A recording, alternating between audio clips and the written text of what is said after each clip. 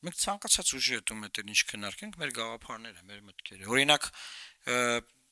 բազմաթիվ են այդ մոտեցումները, որ ես հրապարակային անդադար խոսում եմ, ներկայացնում եմ, եւ դրանք վերաբերում են բազմաթիվ հարցերին։ Օրինակ, եթե ուժ կա, որ ուզում է, որ Հայաստանի զինանշանի վրայից հանի Արարատի սիմվոլը,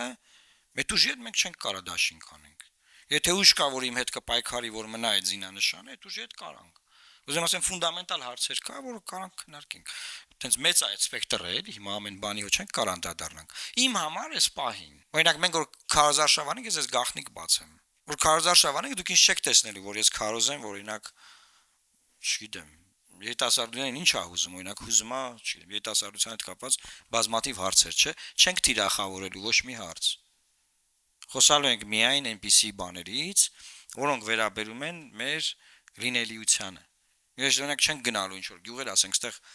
լողավազաններ կառուցենք, դուք կսկսեք նախ լողը սովորել, որ չխեղդվեք ջրի մեջ, հետո լավ կլողակ, հետո կբոյովանաք դրա արդյունքում։ Ես որ լողորդ եմ, դրա համար եմ լողի վրա օրինակ բերում։ Հետո կսովորեք 3 ձևերը՝ բրազ կլողակ, կրոլ կլողակ, հա, դելֆինալող կտա։ Ուզում եմ ասեմ, մենք եթե մտանք կամփեյնի մեջ, մեր կամփեյնը լինելու է դրա մասին, այսինքն ես միակ մարդն եմ եղել, որ դիմել եմ դատարան կառավարության դեմ, որ սահմանային կնիքի վրայից Արարատի նշանը հանել են։ Ես այն մարդկանցից եմ, որ անդադար պնդում եմ, որ մեր սահմանադրությունը փոխելու, այդ իմաստով փոխելու կարիք չկա,